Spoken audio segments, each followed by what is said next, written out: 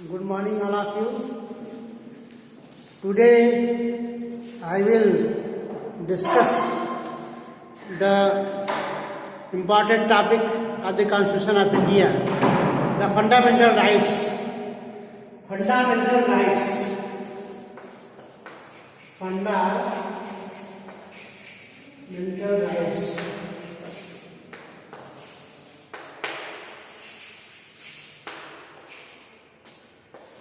Fundamental rights in Indian Constitution. Fundamental rights is adopted from the Constitution of United States of America. मौलिक अधिकार को भारतीय संविधान में कहाँ से दिया गया है? यूएसए के संविधान से। यूएसए के संविधान से दिया गया है। और भारतीय संविधान के चैप्टर 3 में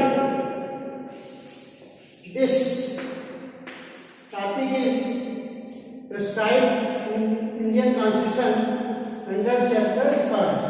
चैप्टर 3 में ये किया गया है। और कहाँ से कहाँ तक है भारतीय संविधान में इसका वर्णन? आर्टिकल 12 से लेकर के आर्टिकल 35 तक फंडामेंटल राइट्स का वर्णन है। अनुच्छेद 12 से लेकर के अनुच्छेद 35 तक मौलिक अधिकारों का विशद वर्णन भारतीय संविधान में किया गया है। तो there are 6 fundamental rights under Indian constitution.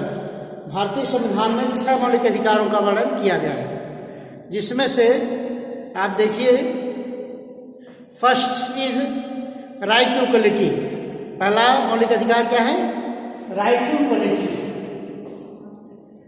Right to equality, समता का अधिकार। राइट टू इक्वलिटी, समता का अधिकार। समता के अधिकार को भारतीय संविधान में जो है आर्टिकल 14 से लेकर के आर्टिकल 18 तक दिया गया है। तो सवाल किया है आर्टिकल 12 और 13 में क्या है? आर्टिकल 12 में स्टेट का डेफिनेशन दिया गया है। What do you mean by the state under article 12? राज्य की परिभाषा क्या है? राज्य शब्द के अंतर्गत क्या क्या आते हैं? तो 12 में राज्य की परिभाषा दी गई है और 13 में आर्टिकल 12 में डेफिनेशन ऑफ द स्टेट से, डेफिनेशन ऑफ द स्टेट से। और आर्टिकल 13 में संविधान पूर्व विधियां, संविधान पश्चात की विधियों की प्रवर्तनीयता पर क्या प्रभाव पड़ेगा? What will be the effect of the pre constitution laws and post constitution laws. Article 13 के सब क्लास 1 सब क्लास 2 में दिया गया है। फिर विधि की परिभाषा दी गई है और इस प्रकार से आर्टिकल 13 में प्री कॉन्स्टिट्यूशन लॉज और पोस्ट कॉन्स्टिट्यूशन लॉज की बात की गई है। ठीक है क्लास। और 14 से लेकर के 18 तक, आर्टिकल 14 से लेकर आर्टिकल 18 तक राइट टू इक्वलिटी पहला फंडामेंटल राइट्स है। समता का अधिकार का वर्णन किया गया है। तो जैसा कि हमने बताया कि 6 मौलिक अधिकार भारतीय संविधान में प्रयोग किए गए हैं। पहला है राइट टू इक्वलिटी, जो कि भारतीय संविधान में अनुच्छेद 14 से 18 तक वर्णित किया है। और दूसरा है राइट टू फ्रीडम, स्वतंत्रता का अधिकार। राइट टू फ्रीडम, स्वतंत्रता का अधिकार। इसका वर्णन आर्टिकल 19 से लेकर के आर्टिकल 22 तक है। Right to freedom, the right to freedom is derived in Indian constitution under article 19 to 22। अनुच्छेद 19 से लेकर के अनुच्छेद 22 तक स्वतंत्रता का अधिकार दिया गया है। और तीसरा फंडामेंटल राइट्स है right against exploitation. Right against exploitation, इसका मतलब क्या है? शोषण के विरुद्ध अधिकार। एक्सप्लॉइटेशन, शोषण के विरुद्ध अधिकार, इसको हिंदी में कहा जाता है शोषण के विरुद्ध अधिकार। शोषण के विरुद्ध है, विरुद्ध है अधिकार। यह भारतीय संविधान में अनुच्छेद आर्टिकल 23 से लेकर के 24 में दिया गया है। 23, 24 में राइट अगेंस्ट एक्सप्लॉयटेशन, शोषण के विरुद्ध का अधिकार का वर्णन किया गया है। राइट टू इक्वलिटी में हिंदी में समता का अधिकार है, ठीक है, समता का अधिकार है, समानता का अधिकार, ठीक। और राइट टू फ्रीडम को स्वतंत्रता का अधिकार, स्वतंत्रता का अधिकार। और चौथा अधिकार है right to freedom of religion. चौथा अधिकार जो है right to freedom of religion, means धार्मिक स्वतंत्रता का अधिकार। Right to freedom of religion, धार्मिक स्वतंत्रता का अधिकार। Right to freedom of religion,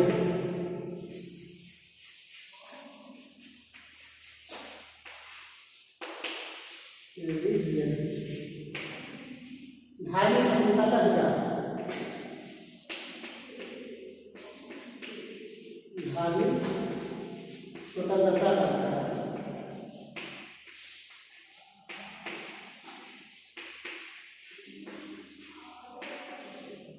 ये जो है भारतीय संविधान में आर्टिकल 25 से लेकर के 28 तक दिया गया है, ठीक है, 25 से लेकर के 28 तक दिया गया है। और अगला अधिकार है cultural and educational rights, Sanskrit का शिक्षा संबंधित है।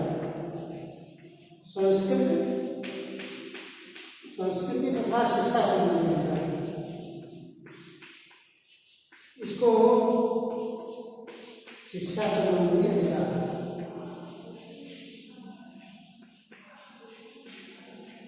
यह भारतीय संविधान में 1929 और 30 में दिया है, संस्कृत का शिक्षा संबंधी अधिकार। इसको इंग्लिश में कहा जाता है education and cultural rights, education and cultural rights, education and cultural rights, rights. और छठवां अधिकार है right to constitutional remedies, constitutional remedies. इसको संवैधानिक उपचारों का अधिकार कहा जाता है, संवैधानिक उपचारों का अधिकार, संवैधानिक उपचारों का अधिकार।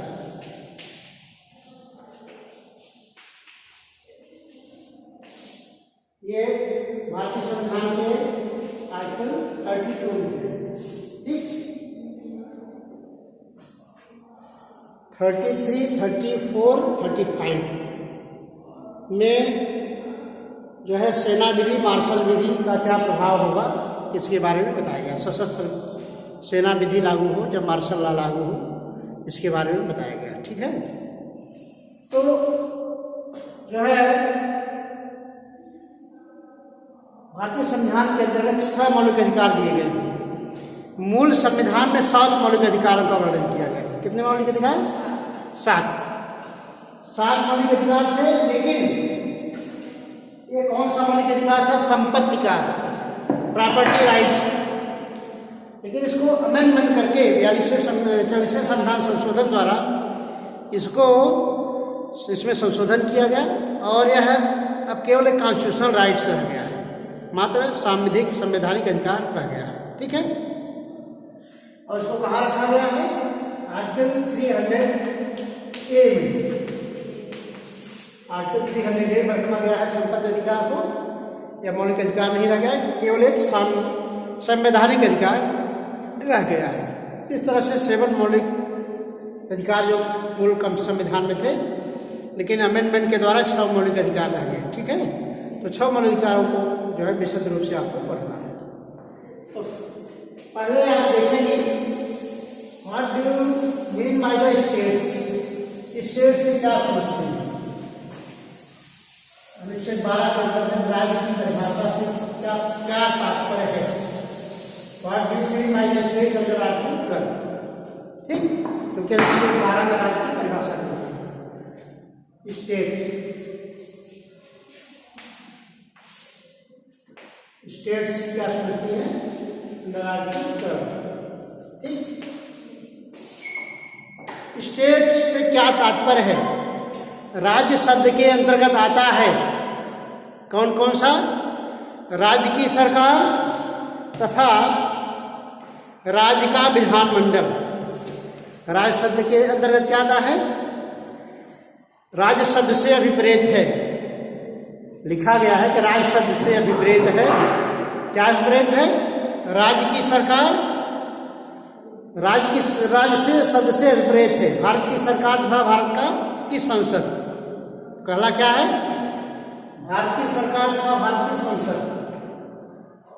भारत की सरकार,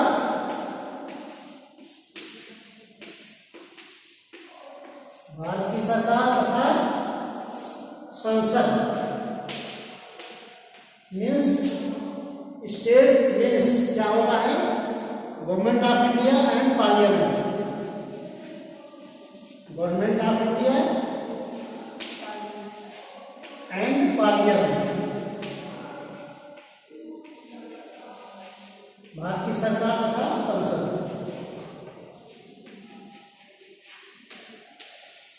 पार्लियामेंट।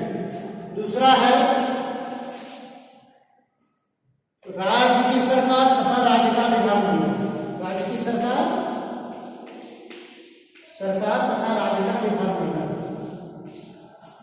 तथा राज्य का विधानमंडल।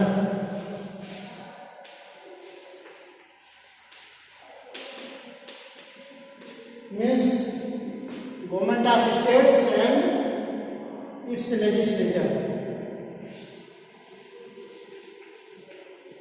गवर्नमेंट ऑफ स्टेट्स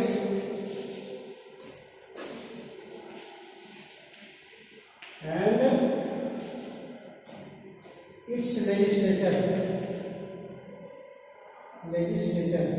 राज्य का विधानमंडल एंड राज्य की इट्स राज्य का विधानमंडल है हमारा लेजिस्लेटिव असेंबली। ठीक है, राज्य का विधानमंडल एंड इट्स लेजिस्लेचर। ठीक, राज्य की सरकार राज्य का विधानमंडल, government of states and it's legislature. ठीक, पहला में क्या है? भारत की सरकार था भारत की संसद। दूसरे में है राज्य की सरकार था राज्य का विधानमंडल। तीसरा क्या है? क्या आता है? स्थानीय प्राधिकारी। कौन है? स्थानीय प्राधिकारी means local authority. Local authority, स्थानीय प्राधिकारी। स्थानीय प्राधिकारी। स्थानीय प्राधिकारी का मतलब क्या है? Local authority. Local authority. और चौथा क्या है?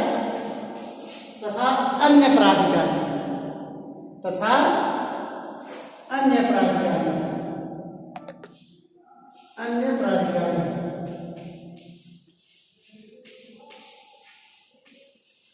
Other authority.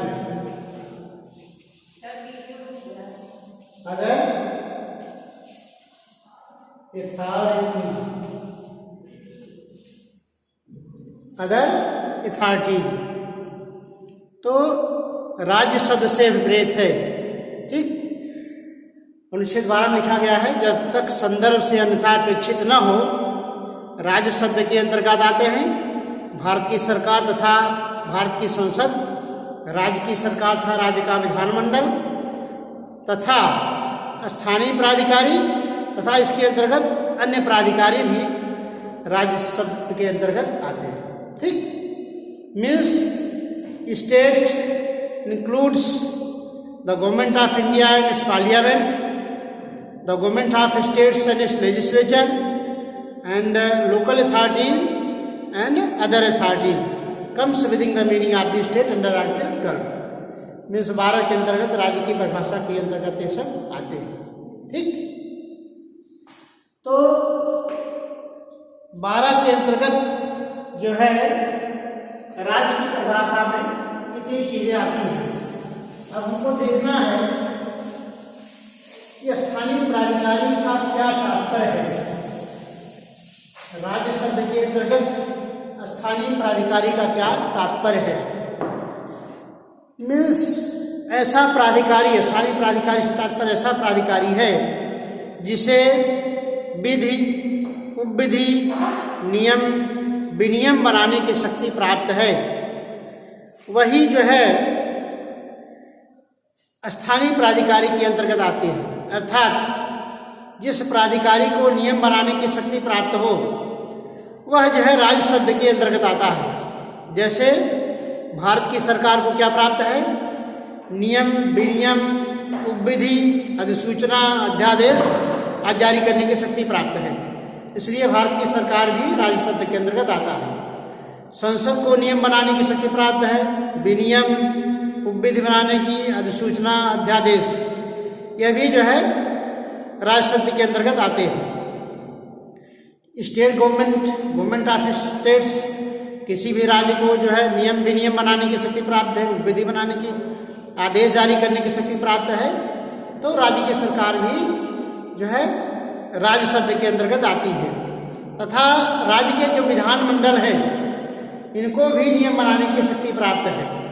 चाहे नियम हो, विनियम हो, उपनियम हो, विधि हो, आदि बनाने की शक्ति भी प्राप्त है। इसलिए राज्य शब्द के अंतर्गत आते हैं। और स्थानीय प्राधिकारी, लोकल बॉडीज, लोकल अथॉरिटीज जो हैं उनको भी आर्टिकल 12 के अंतर्गत नियम, विनियम, उपविधि आदि बनाने की शक्ति प्राप्त है। वो भी राज्य शब्द के अंतर्गत जो है आते हैं। इसलिए हम जो है स्थानीय प्राधिकारी का क्या तात्पर्य है इसको बताएंगे।